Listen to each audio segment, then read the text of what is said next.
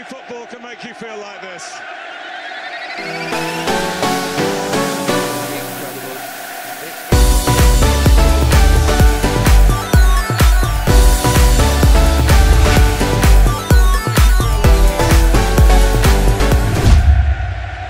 Yes, bakunzi ba Iwacu Top TV turi n'umunezero mwinshi geretse ku bundi kongera guhura namwe kuri micro za Iwacu Top TV ukaba muri kumwe na Aduma Diba behind the camera muri kumwe na MC Mango.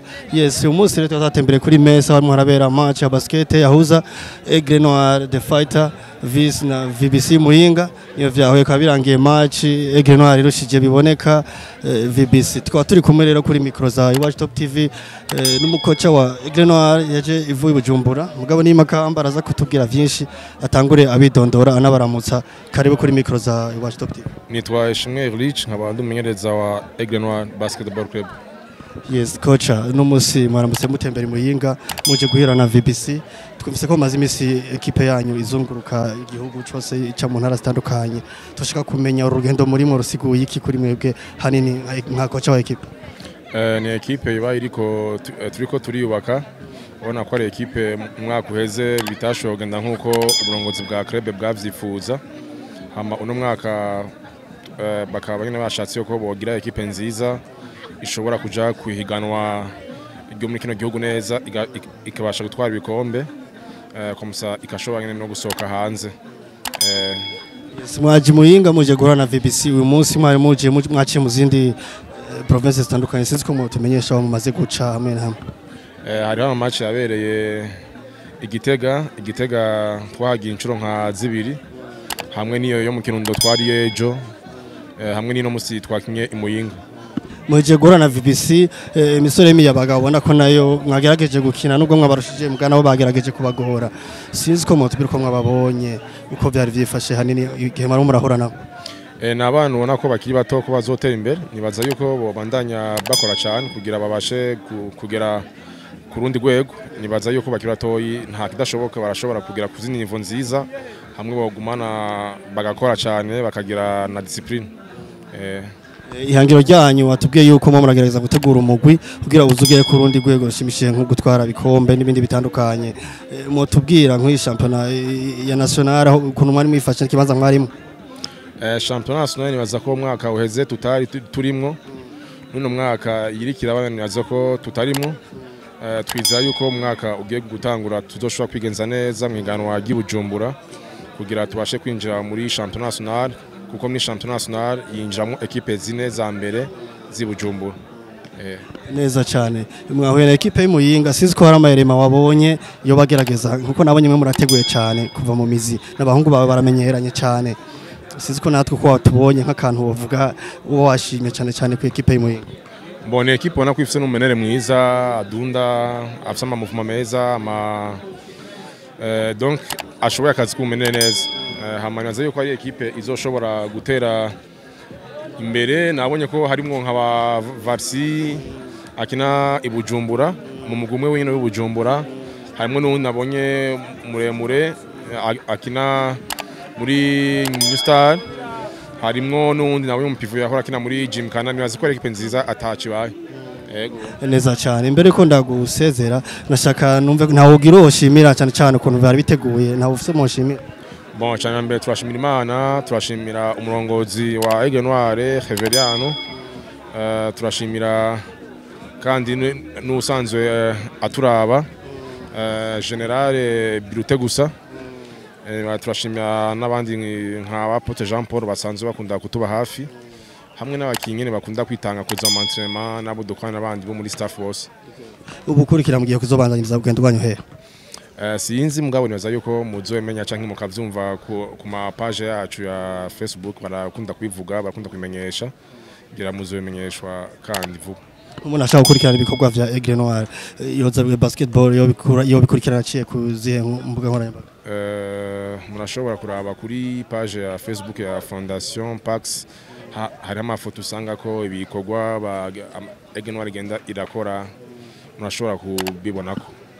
Muri equipe yanyu usaze mukora muri organize urafite mushaka kwa mushimira ndi hanini ya turashimira nyene icubahiro arongoye umugwi le propriétaire Reverian.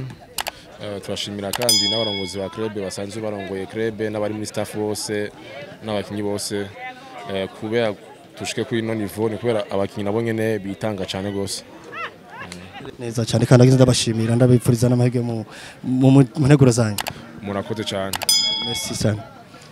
Yes, bakunze wa Top TV gumana natwe turaza kumenya byinshi about umukocha wa VBC araza kutubwira byinshi atubwira nuko urukino rwagenze ko yavyitwayemo.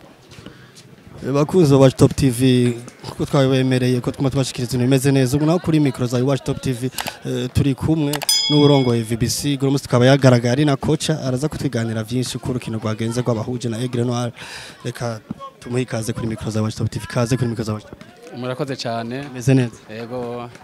Shaka tumenyeshe mu ncama ko kwabonye urukino ko rwagenze aho byo bavyaciye kugira ngo nimushikire intsinzi byavuye kuki vya imbogamizi zabayiziye mutubwire n'ingingo nyamukuru yatumye uyu munsi muhura na Aigle Noir. Intambamye ni zibiri. Cyambere baturushije baraturusha kabisa batwabonye ko ari equipe ikomeye cyane. Hanyuma twebwe abakinyi ntibamenyeranye gose nta nama entraînement bagiraniye kubera yuko ubutumire bw'iyi match twaburonse ku munsi wa kabiri amana bari ku ishuri no kuvuga yuko twategeza kubarondera bakava ku ishuri bakaza ibujumbura. Hanyuma rero ikindi twebwe nta recruitment ndende twagize twahamagaye abana bo ngaha twari dusanzwe dukinisha nyene bo ngahaye bavuka ngaha Muyinga. Rero byagaragaye ko baturushije vraiment ni equipe ikomeye gose Aigle Noir. Ubutumire ne mwahabwa bivuye kukibwa match z'ubucuti cyane byari bimeze gute? Ni match z'ubucuti mugabo twebwe zitwubaka kugira ngo niho tumenya aho tugejeje ningene twitegura kuko murazi yuko champion heruka twaramaze kuvamwo muga turiko tutegura ibikwirikira.